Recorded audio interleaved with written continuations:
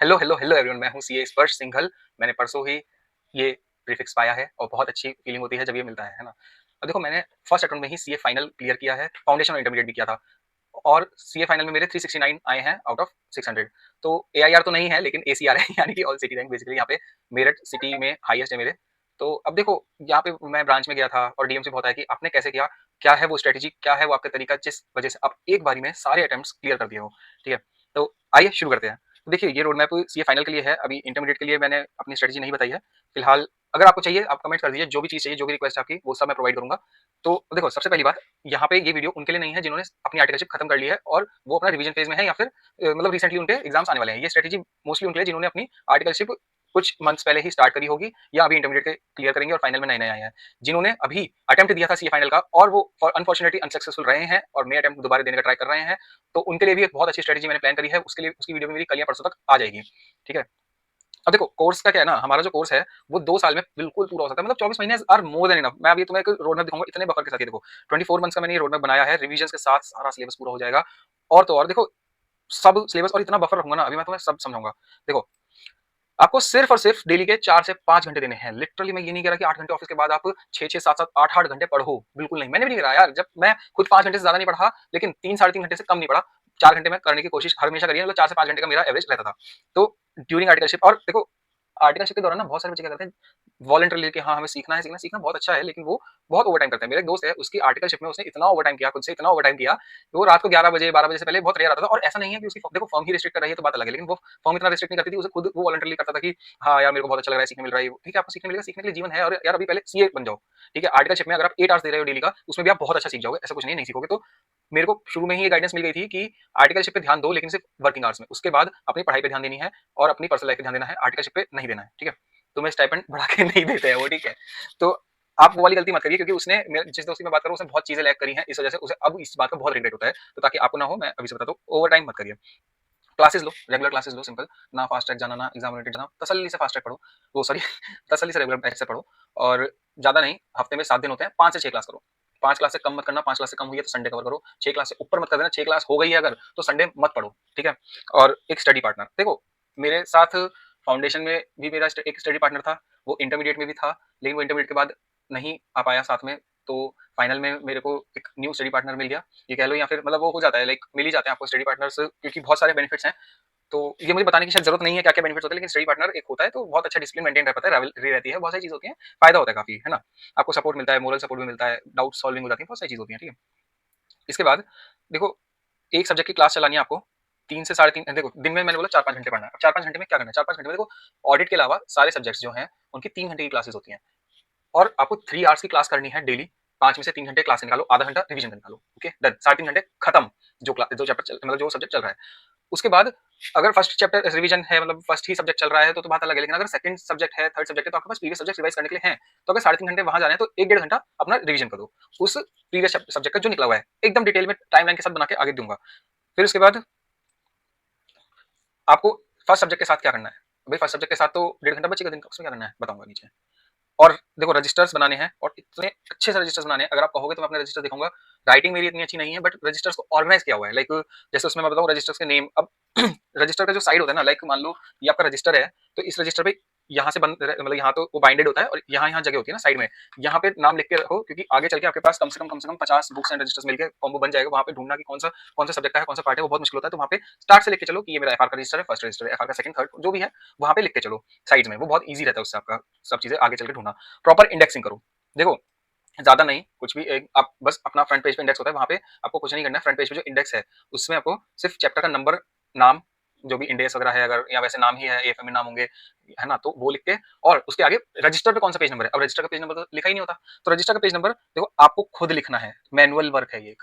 आपको रजिस्टर का page number खुद से हर पेज पे लिखना है, ये आदत बन जाएगी, ज्यादा टाइम नहीं लगेगा, कोई हफ्ते तक लगेगा कि यार ये एक पेज पढ़ लगती है, आपको पहले नंबर लिखना पड़ रहा है, वो टीडियस लगता है, शुरू में लगेगा, बट एक हफ्ते बाद आदत लग जाएगी, वो बहुत ईजी है, लेकिन आगे चल के इतना हेल्प करता है, इतना हेल्प करता है। और अगर आप सीए फाइनल में ये चीज नहीं करते हैं तो आगे चल के आपके पास इतना अबंडेंस ऑफ नोट्स होंगे ना, आप ढूंढ नहीं पाओगे मुझे क्या चाहिए। ठीक है, मतलब क्या चाहिए तो पता होगा, लेकिन कहाँ मिलेगा ये मिलेगा, बहुत मुश्किल हो जाएगा ढूंढना आपके लिए। अब इसके बाद एक चीज और, कि ये पीडीएफ ना, ये पीपीटी मैं आपको शेयर कर दूंगा, जिस जिसको चाहिए होगी एक बार कमेंट कर दीजिएगा। और फिर मैं अपना टेलीग्राम चैनल भी बनाऊंगा, उसका भी लिंक मैं डाल दूंगा, उसको फॉलो कर दीजिए, उसमें मैं ये डाल दूंगा पीपीटी, है ना। तो यहाँ पे आप देख सकते होंगे। अब एक चीज और, रजिस्टर में ये 3 पॉइंट्स मैंने बताए छोटे-छोटे से, लेकिन ये एक आदत और बनानी पड़ेगी। जभी भी आप एक चैप्टर खत्म करते हो, उसके बाद एक पेज ब्लैंक छोड़ दो, एकदम ब्लैंक, और अगला चैप्टर शुरू करते हो, उसके आगे भी एक पेज ब्लैंक छोड़ दो। यानी कि जब आपका 2 चैप्टर होंगे, 2 चैप्टर के बीच में 2 पेज ब्लैंक छूटने चाहिए। वो क्यों?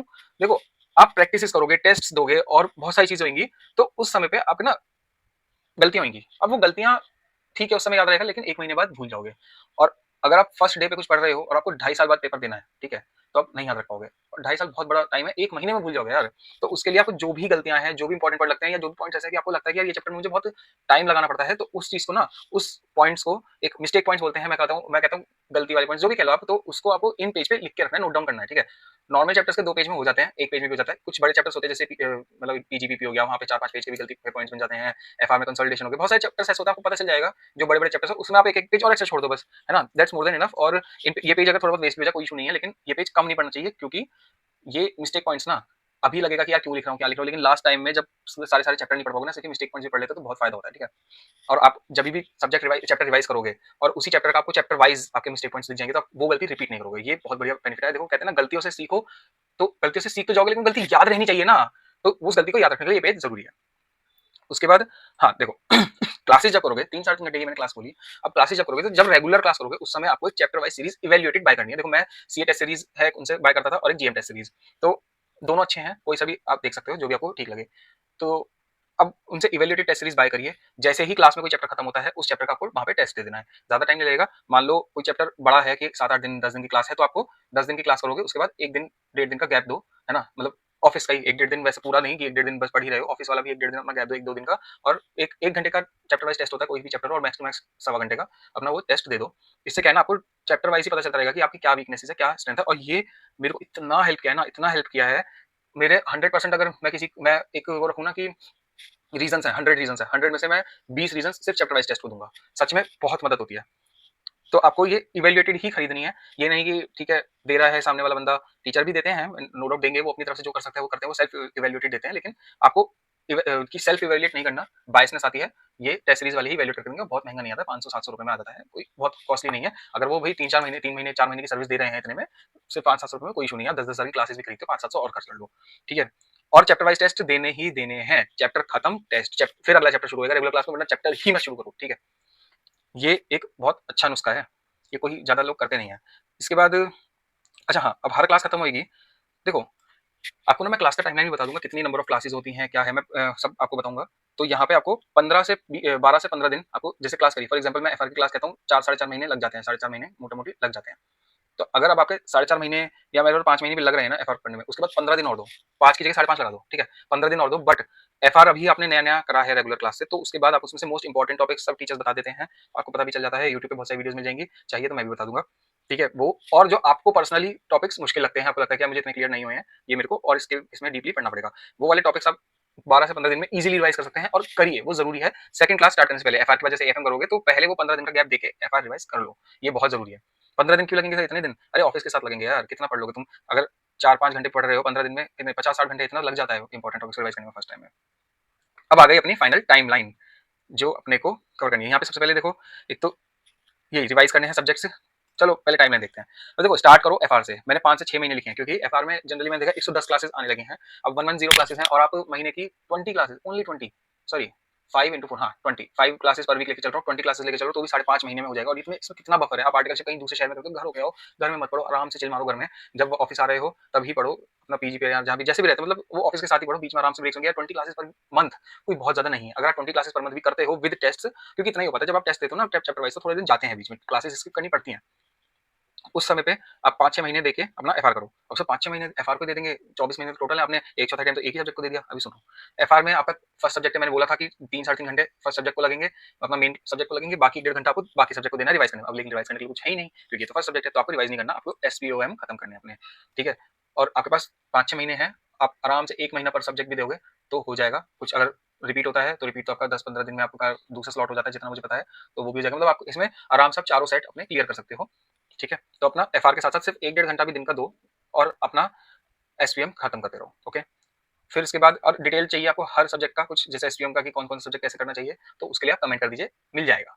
और एएफएम देखते हैं। तो एएफएम में क्या है, आपका ना एएफएम की क्लासेस थोड़ी कम होती है, लाइक 80-85 क्लासेस होती हैं, और कुछ-कुछ टीचर्स की बहुत और भी कम होती हैं, लेकिन जनरली मैं बताऊँ तो 80-85 क्लासेस में हो जाता है। तो तभी मैंने 4 महीने करीब लिया, 80 क्लासेस में लूँ, 20 क्लास पर मंथ, तो 4 महीने वो हो गए, 15 दिन अपने रिवीजन को हो गए, साढ़े 4 महीने। यहाँ पे आपके साढ़े 10 महीने पूरे हो गए और साथ-साथ एफआर रिवाइज़ करना है। अब साढ़े 4 महीने में देखो 15 दिन जो देने हैं, जैसे देखो एफआर खत्म किया 5 महीने, साढ़े 5 महीने में, उसके बाद 15 दिन एफआर रिवाइज़ किया, फिर एएफएम शुरू किया।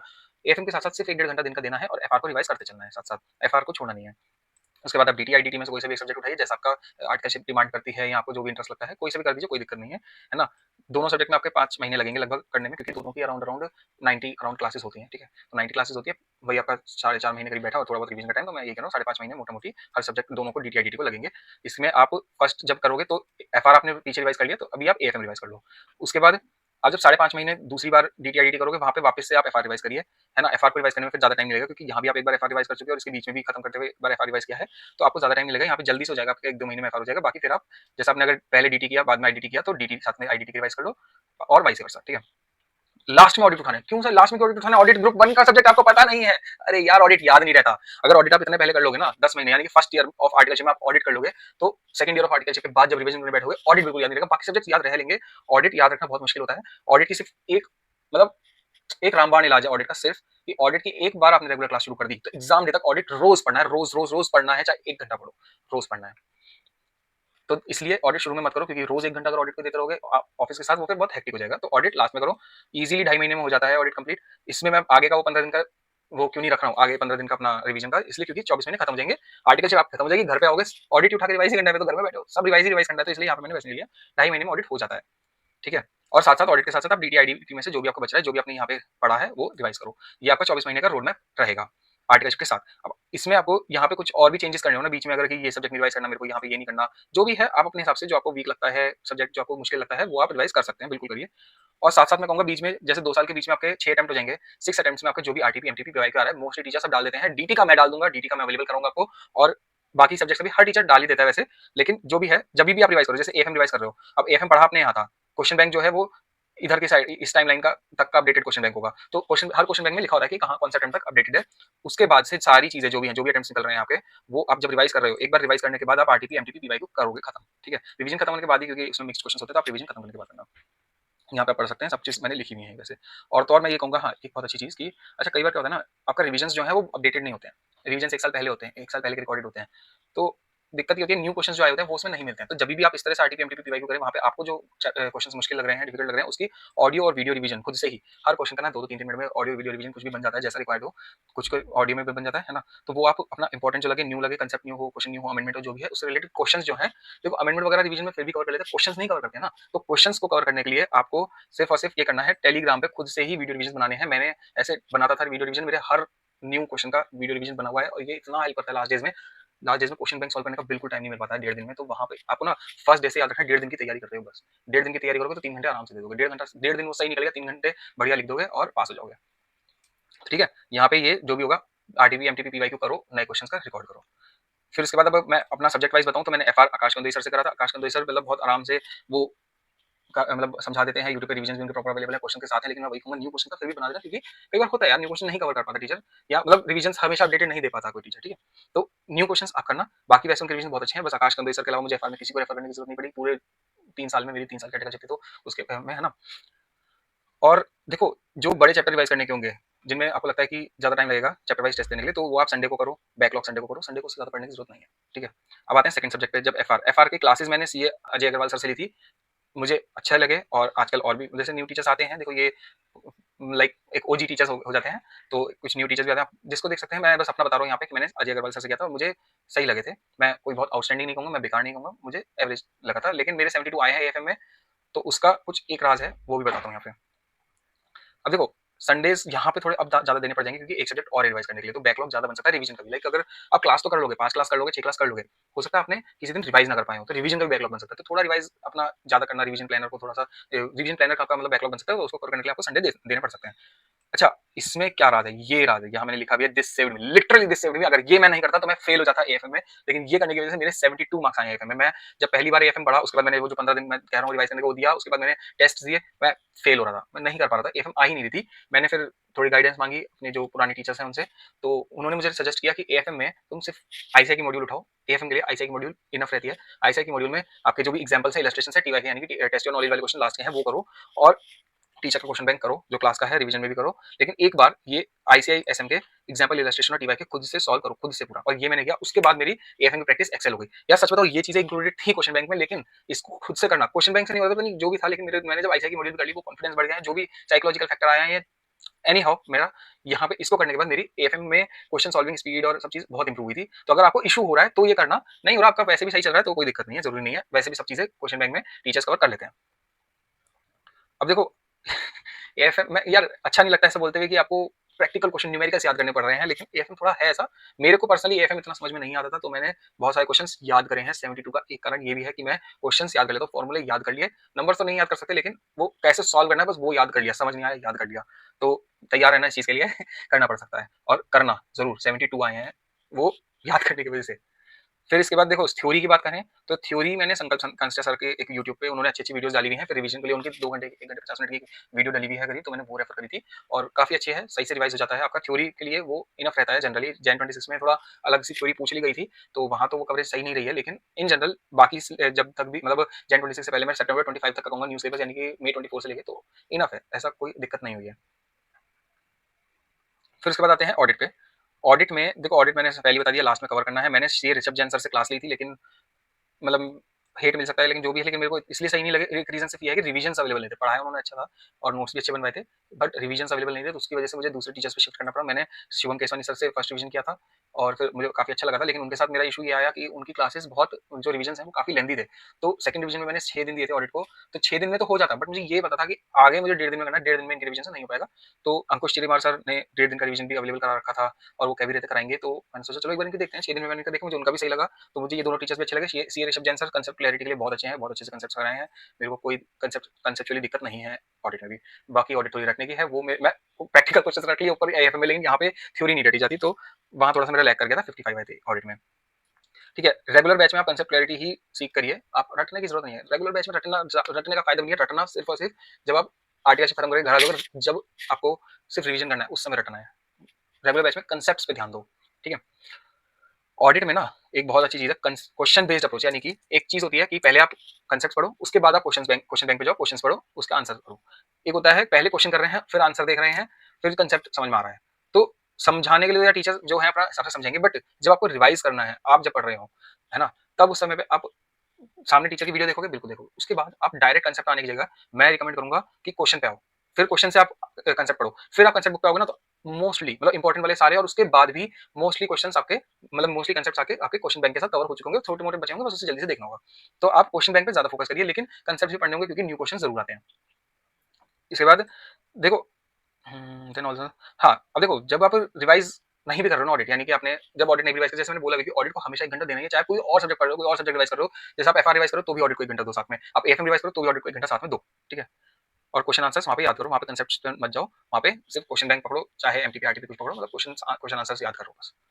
उसके बाद आता है डीटी पे। डीटी मैंने बीबी सर से करा था, और मुझे कुछ टॉपिक्स नहीं समझ में आए थे, उनसे रेगुलर बैच में रिवीजन से भी ट्राई किया था तो नहीं आए थे, तो मैंने शुभम सिंगल सर से किया, मेरे को वो वाले टॉपिक्स आ गए थे। मतलब मेरे हिसाब से दोनों टीचर्स वेल एंड गुड, बहुत अच्छे हैं, आप किसी पे भी जा सकते हैं। और बाकी कुछ टाइम बाद से मेरी भी डीटी की क्लासेस आ जाएंगी, मैं बस तैयारी कर रहा हूँ इनकम टैक्स एक्ट 2025 की, तो आप मुझे भी फॉलो कर सकते हैं, मेरे चैनल को सब्सक्राइब कर सकते हैं और क्लासेस परचेज कर सकते हैं, डिटेल्स अपडेट कर दूंगा। इसमें देखो अमेंडमेंट आप कवर करिए, बिल्कुल टाइम टू टाइम अमेंडमेंट्स आएंगे, हर टीचर डालता है, अमेंडमेंट्स कवर करिए। और हाँ, अमेंडमेंट कवर करते हुए ना पीडीएफ देते हैं, उस पीडीएफ को पढ़ के सिर्फ रख नहीं देना है, अलमारी में रख दिया, हाँ अमेंडमेंट हो गए पढ़ लिए, वो नहीं करना है। आपको अमेंडमेंट के लिए देखो, मैनुअली बुक में आपकी जो कंसेप्ट बुक है, क्वेश्चन बुक है, ऑलरेडी जो है, एक ही लोगे यार, 5-5 तो खरीद के रखोगे नहीं, एक ही लोगे, जो भी टीचर की होगी उसी में ही अपडेट कर देना है, यानी कि वहीं पे कंसेप्ट में कि यार यहाँ पे ये रेट टीडीएस का 5% से 2% हो गया, काट के चेंज कर दो, यहाँ पे थ्रेशोल्ड लिमिट 15,000 से 20,000 हो गया, चेंज कर दो काट के, वहीं कर दो, जो भी है कुछ नया पॉइंट है वहीं लिख दो, स्टिकी नोट से लिख दो, कुछ भी करो वहीं लिखो यार, आगे नहीं जाना है। केस लॉस की बात अलग है, केस लॉस आप पूरा पूरा नहीं लिख सकते, उसमें आप रेफर करो, लेकिन जिस चैप्टर का है ना, उस चैप्टर में उस टॉपिक के आसपास रेफर कर दो वहाँ पे कि हाँ ये है, और अलग कलर के पेन से करना ताकि दिखता रहे। तो ये चीजें आपको करनी होती है। और चार्ट बुक है सबसे बेस्ट है, अगर चार्ट बुक है, मैं भी चार्ट बुक बनाने का ट्राई करूंगा, आपको प्रोवाइड करूंगा, जरूरी नहीं है कि अभी एकदम से मिल जाएगी, लेकिन टाइम लग सकता है, बट करूंगा। अब चार्ट बुक है, चार्ट बुक में करो, क्योंकि रिवीजन वहीं करना है आपको आगे चल के, तो जहां से बेसिकली आपको लास्ट टाइम में रिवाइज करना है, वहां पे अमेंडमेंट वो अमेंडेड होना चाहिए बेसिकली, तो भाई आप बार बार नया नया खरीदने से अच्छा उसमें मैनुअली कर दो, बहुत ज्यादा टाइम नहीं लगता है। ठीक है, इसके बाद आता है आईडीटी पे। आईडीटी मैंने विशाल सर से किया था, आईडीटी के लिए भी मुझे किसी और को रेफर करने की नीड नहीं पड़ी है, रिवीजन वगैरह सब अवेलेबल है विशाल सर के, आप आराम से उनकी क्लासेस देख सकते हैं। अमेंडमेंट करो, वहाँ पे भी यही है, विशाल सर चार्ट बुक देते हैं, उसमें चार्ट बुक में आप मैनुअली अमेंड करते रहो, चार्ट बुक अमेंडेड होनी चाहिए। ठीक है, रिवीजन वगैरह उनके सब अवेलेबल है, वो अच्छे से गाइड करते हैं, चैप्टर वाइज के लिए उनके पास उनसे कह सकते हैं। बाकी अगर आपको कोई से भी चैप्टर की डिटेल्ड स्ट्रेटेजी चाहिए, कैसे मैंने बिल्कुल चैप्टर में घुस मतलब चैप्टर वाइज बता दूंगा सब्जेक्ट में, तो आप मुझे कमेंट में बता दीजिए, जो भी चाहिए आपको मिल जाएगा। इसके बाद आईबीएस, यार आईबीएस के लिए ना अलग ही चीज आईबीएस, सच में बताऊं तो फिलहाल आईबीएस के लिए तो मैं यही कहूंगा कि आपको रेगुलर क्लास में पढ़ने की बिल्कुल जरूरत नहीं है। मतलब रेगुलर क्लास में लिटरली आईबीएस पढ़ने की जरूरत नहीं है। 5 सब्जेक्ट पे ध्यान दो सिर्फ और सिर्फ, और एसपीएम स्टार्ट में निकाल के छुट्टी करो। एसपीएम में यार पढ़ाई सही से करना, क्लासेस ले लेना, क्योंकि एसपीएम भी इतना इजी नहीं है अब जितना पहले था। दूसरा, एसपीएम से आईबीएस में भी बहुत चीजें पूछ रहे हैं तो काम आता है। एसपीएम के लिए अच्छे से पढ़ना आईबीएस में, मैं ये कहूंगा। अब देखो आईबीएस में आपको ना जब आर्टिकल के बाद तो फर्स्ट रिवीजन करोगे और फर्स्ट रिवीजन 5 सब्जेक्ट का निपट जाएगा, उसके बाद आईबीएस पे आना 6 पे। अब उसमें आपको क्या करना है, देखो यहाँ पे प्रैक्टिस सेक्शन देखना 3 से 4 केस स्टडी। देखो और वो रोहित चिपर सर हैं, सीए वाला में पढ़ाते हैं, उनसे मैंने देखी थी 3 केस स्टडी देखी थी। 3-4 केस स्टडी आप उनकी देखना, आपको समझ में आ जाएगा कि आईबीएस में कैसे एनालाइज करनी है केस स्टडीज को। फिर उसके बाद एसपीएम के सब्जेक्ट्स को आपको अच्छे से पढ़ना है, रिवाइज करना है। पहले आप उनकी सबसे पहले यही करना है, बिल्कुल लाइन वाइज लिखा हुआ है मैंने, आप ये पीपीटी रखी है अपने पास, जैसा लिखा है वैसे फॉलो करते रहिए।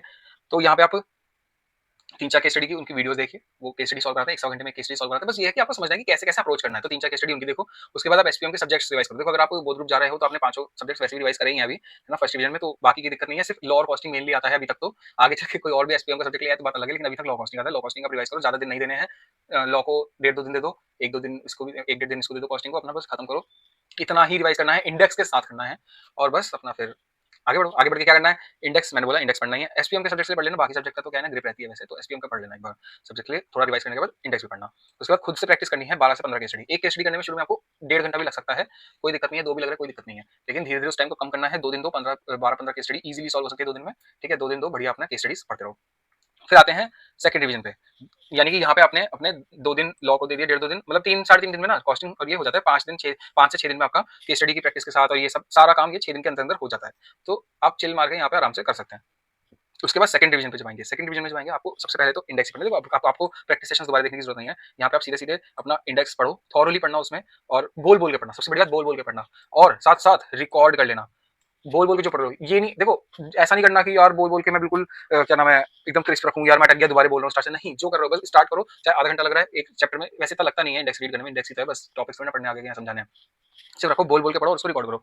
ये चीज आपकी बहुत काम आती है। अगली बार से आपको इंडेक्स दिमाग लगा के रीड नहीं करना पड़ेगा, पूरी मेहनत से नहीं करना पड़ेगा, सिर्फ ऑडियो चलो सामने, वो इंडेक्स पेपर रखो और वो सुनते रहो, मगन होके बिल्कुल अपना पढ़ते जाओगे, आराम से हो जाएगा ऊपर, ठीक है। और ये पढ़ो, 2-3 केस स्टडीज खुद से सॉल्व करो। नहीं कॉन्फिडेंस आता 5-6 कर लो, 7-8 कर लो, मतलब जितनी भी 2-3 तो मिनिमम है। ऊपर जितना आपको अपने कॉन्फिडेंस के लिए चाहिए उतना करिए, जितना टाइम टाइम है आपके पास सब कर सकते हैं। फिर इसके बाद एक पेपर सॉल्व करो 4 घंटे की प्रॉपर सेटिंग के साथ। 4 केस स्टडी करनी है 5 में से, प्रॉपर मतलब पेपर की तरह आप एक सॉल्व करिए, चेक करिए, करवाइए, मतलब वो भी वैलिडिटी, और डन, बढ़िया हो जाएगा। उसके बाद आपको एग्जाम लीव में क्या करना है, देखो थर्ड रिवीजन फोर्थ रिवीजन उसमें क्या हुआ भाई, कुछ नहीं करना, यही वापस से करना है। इंडेक्स पढ़ो, और पढ़ना भी नहीं फिर तो वो ऑडियो है ही, अपना वही सुनो। इंडेक्स पढ़ो, कुछ केस स्टडी सॉल्व करो, पेपर करो, सिर्फ एग्जाम लीव्स में भी ये करना है। ऑडियो सुनो, है ना, इंडेक्स सामने रखो, सॉल्व करो कुछ केस स्टडीज 4 घंटे में बैठ के। एग्जाम से पिछले दिन भी करनी है, मैंने ये गलती करी थी, एग्जाम से पिछले दिन मैंने केस स्टडी सॉल्व नहीं करी, एक भी केस स्टडी सॉल्व नहीं करी थी, और इस चीज का मुझे बहुत रिग्रेट हुआ था, क्योंकि जब मैं एग्जाम में गया ना तो वहां पे मेरे को एकदम खोलती ऐसा हो गया कि यार थोड़ा हाथ रुका। इसलिए नहीं क्योंकि मुझे कंसेप्चुअली कोई दिक्कत थी, बाकी सब्जेक्ट्स में कोई दिक्कत थी, नहीं, क्योंकि वो प्रैक्टिस नहीं थी बस। तो सिंपल यार अपना 4-5 केस स्टडी कम से कम करके जाओ एग्जाम से पहले, कोई दिक्कत नहीं है। मुझे पता है अगर बहुत ग्रुप दे रहे हो तो लास्ट टाइम तक थक जाते हो, बहुत ज्यादा थक जाते हैं, लेकिन कर लो यार, 4-5 केस स्टडीज कर लो, बहुत काम आएगी। इसके बाद सर ये तो कर दिया, अब आपने फर्स्ट टाइम कैसे करना है। रिवीजन की बात तो कर रहे थे, लेकिन करेंगे कैसे रिवीजन, रिवीजन में क्या करना है। रिवीजन में देखो आर्टिकल के बाद आपके पास 6 महीने का टाइम तो देते ही देते हैं, किसी से ज्यादा मिलते हैं, तो जो भी है मैं 6 महीने इसलिए ले रहा हूँ क्योंकि मैंने ज्यादा देखा है 6 से ज्यादा ही मिल जाते हैं, उसमें एमसीएस वगैरह कवर हो जाती है। तो उसके बाद मोटा मोटी 6 महीने बचते हैं। तो यहाँ पे मैं आपको टाइम वाइज बताया, तो फर्स्ट रिवीजन में कैसे करना है। देखो सब्जेक्ट में घुस घुस के नहीं बता रहा हूँ, बार बार बोल रहा हूँ मैं, वो आप मुझे बताइए आपको चाहिए, जिस जिस सब्जेक्ट की चाहिए बिल्कुल घुस घुस के एकदम डिटेल में उसकी भी स्ट्रेटेजी अच्छे से प्रिपेयर करके लाऊंगा, आपको दूंगा। लेकिन फिलहाल मैं बस रोड मैप दे रहा हूँ कि हाँ इतने टाइम में आपको ये सब्जेक्ट कवर कर लेना है। ऊपर भी आपने देखो टाइमलाइन दी थी, यहाँ भी लगभग वही है। फर्स्ट एमसीएस एडवांस आईटी के समय पे ना आर्टिकल के पास जब चल रही होगी, तो एमसीएस आईटी में पूरा दिन नहीं जाता है, मुझे पता है, आपको पता है। तो घूमते फिरते मस्त मजे करो, कोई दिक्कत नहीं है। लेकिन कुछ टॉपिक्स अगर आपके ऐसे है ना कि सब्जेक्ट जो आपको बहुत ही डिफिकल्ट लगता है और आपको लगता है कि यार इसके लिए मुझे थोड़ा ज्यादा टाइम देना पड़ेगा, जो कि मतलब रिवीजन से ज्यादा, जैसे फर्स्ट रिवीजन में भी आप अच्छा खासा टाइम देते हैं हर चैप्टर को, लेकिन उससे भी आपको लगता है थोड़ा ज्यादा देना पड़ेगा, तो वो यहाँ पे आपका 1-1.25 महीना जो रहता है एमसीएस और एडवांस आईटी का, उसमें करिए उसको, है ना। लेकिन एंजॉय जरूर कीजिए यार, सच में ये गोल्डन पीरियड होता है। उसके बाद आपको रगड़ रगड़ के अपना पढ़ाई पढ़ाई पढ़ाई पढ़ाई पढ़ाई ही करनी है। तो भैया एमसीएस और एडवांस आईटी मजे से काटो। बस हाँ, कुछ टॉपिक्स अगर ऐसे हैं आपके लिस्ट में कि यार ये करना है, तो वो खत्म कर लो बस, उससे ज्यादा कुछ मत करो। उसके बाद भी 4-6 महीने होते हैं, आराम से सिलेबस हो जाता है, थक जाते हो पढ़ के, इतना पढ़ना पड़ जाता है, तो अपना भी आराम से मजे लो। अच्छा, हर सब्जेक्ट को रिवाइज करने के बाद जैसे ही आप एक सब्जेक्ट रिवाइज कर लोगे, यानी कि मान लो आपने जैसे 15 दिन में एफआर रिवाइज कर लिया, उसके बाद 13 दिन एफ को दे रहे हो, ठीक है। 12-13 दिन, तो 13 दिन में आपको 13 क्वेश्चन, सिर्फ 13 क्वेश्चन, 1 क्वेश्चन पर डे आपको ढंग का वाला है, एकदम वो नहीं 2 मिनट में जो सॉल्व हो जाएगा, मतलब ऐसा कि भाई 15-20 मिनट लग रहे हैं, 20 मिनट का राउंड लग रहे हैं एक क्वेश्चन में, वो लिख के, प्रॉपर लिख के उसको सॉल्व करना है, एकदम जैसे एग्जाम में सॉल्व करोगे वैसे उसको सॉल्व करना है, सिर्फ एफआर का। ऑडिट में हो तो एक-एक क्वेश्चन इनका करना है, बस एक-एक क्वेश्चन एएफएम और वो एफआर और एएफएम का करना है ना। फिर इसके बाद ऑडिट तो छोड़नी नहीं है, ऑडिट याद है, छोड़नी ही नहीं है ऑडिट। ऑडिट तो इसके साथ भी एक घंटा देना, इसके साथ भी 1 घंटा देना, इसमें तो ऑडिट पड़ी रहे पूरे दिन, तो अलग से 1 घंटा क्या ही दोगे, है ना। 1 घंटे में क्वेश्चन नहीं करने।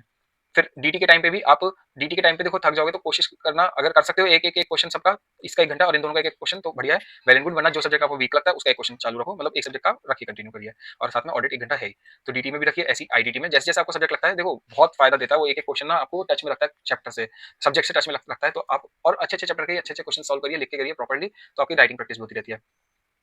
ठीक है, यही है बस कि अपना आगे चैप्टर जब सब्जेक्ट पे जाए तो पिछला भूल ना जाए, उसके लिए बस उसको टच करके एक क्वेश्चन टच करके रखना है, ऑडिट के लिए 1 घंटा देके रखना है, चाहे यहाँ पे हो आप। देखो इसमें नहीं मिलता, सेकंड रिवीजन पे फिर भी मिल जाता है, थर्ड रिवीजन में टाइम नहीं मिल पाता, तो थर्ड में आप छोड़ सकते हैं, सेकंड तक कोशिश करिए जितना ज्यादा हो सके, जितने चैप्टर क्वेश्चंस पर 1 क्वेश्चन पर डे में भी कर सकते हैं, करिए। इसके बाद आप यहाँ पे यूनिट वाइज टेस्ट, हाँ जब आप 15 दिन 13 दिन ये रिवाइज करें ना, फर्स्ट रिवीजन के टाइम पे आपको यूनिट वाइज टेस्ट देना है, यानी कि लाइक वो ना 4-5 चैप्टर मिला के एक टेस्ट लेते हैं, तो आपको 2 दिन में 4-5 चैप्टर वाइज हो जाते हैं, 2 दिन रिवीजन करो, उसका टेस्ट दे दो, 1.5 घंटे का टेस्ट होता है बस अपना, वो दे दो, बढ़िया आपका रिवीजन और राइटिंग प्रैक्टिस सब साथ चलती रहेगी।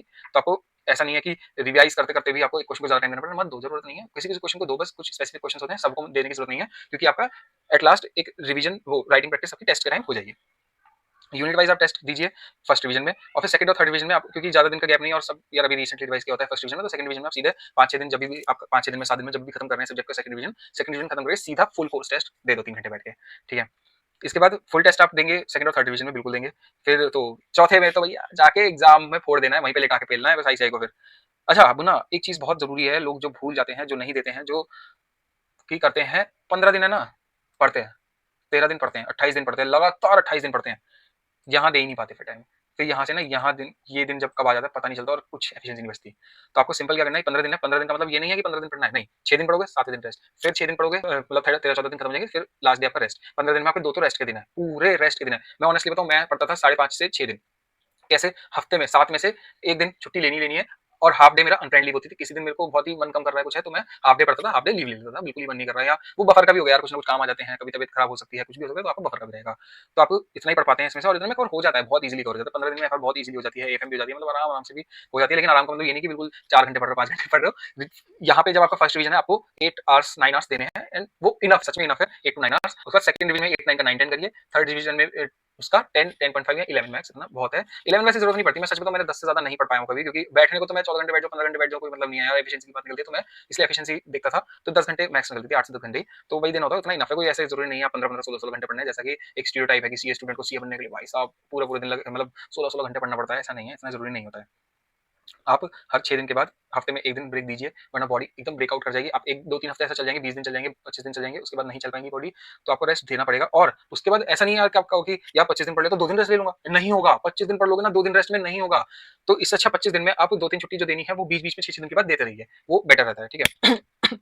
अब कैसे करना है, फर्स्ट डिवीजन में 15 दिन ऑन एन एवरेज पर सब्जेक्ट कह लीजिए, मैंने एक्जैक्ट वो लिखा है कि मुझे कितने लगे थे, जैसे डीटी में थोड़े ज्यादा लग गए थे, बड़ा होता है, आईडीटी थोड़ा छोटा होता है, लेकिन उसमें मेरा वैसे कुछ गैप्स हो गए थे, तो इसलिए 16 लग गए थे, बट आप ऑन एन एवरेज 15 एक दिन इसका मानिए, है ना। आईबीएस में 4 दिन में, वैसे 3 दिन में आपका वो हो जाता है, क्या नाम है, लोअर कॉस्टिंग वैसे जनरली हो जाता है, मैंने तो ऊपर जो पहले जो बोला कि 2-2 दिन दे दो, उसमें वो बहुत ही ज्यादा लीनियंसी के साथ होता है, लेकिन आप 3 दिन में इजीली कवर कर सकते हैं, और फोर्थ डे आप आईबीएस की प्रैक्टिस खुद से कर सकते हैं 10-12 इसके स्टडीज की। लेकिन टाइम है तो 5 दिन दीजिए, 6 दिन दीजिए, मैं कहूंगा 15-20-25 जितनी की स्टडी हो सके, 12-15 की स्टडी मिनिमम थी, मैक्स की कोई लिमिट नहीं है, जितनी ज्यादा हो सके सॉल्व कीजिए।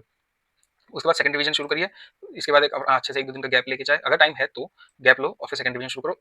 1 हफ्ता लग जाता है, एएफएम छोटा है तो 6 दिन हो जाता है, बाकी में 7-7 दिन इजीली लग जाते हैं। आईबीएस में 3 दिन भी इतना नहीं लगेंगे, लेकिन मैंने दे दिया कि कुछ आपका पीछे का रह रहा है, कुछ कमी लग रही है, लाइक जब अपनी केस स्टडीज करोगे ना, बहुत सारी चीजें पता चलेंगी, यहाँ का बफर है जो भी है, आप यहाँ पे 3 दिन काफी रहता है, वो आप कवर कर सकते हैं। केस स्टडीज की मैक्स टू मैक्स प्रैक्टिस करिए, यहाँ पे दिन में इसलिए ही थोड़ा ज्यादा दिया, ऊपर जैसे मैंने बताया था कि अगले रिवीजन में क्या करना है, इतना टाइम नहीं लगेगा, लेकिन फिर भी मैंने दिन दिया, प्रैक्टिस कीजिए ज्यादा से ज्यादा।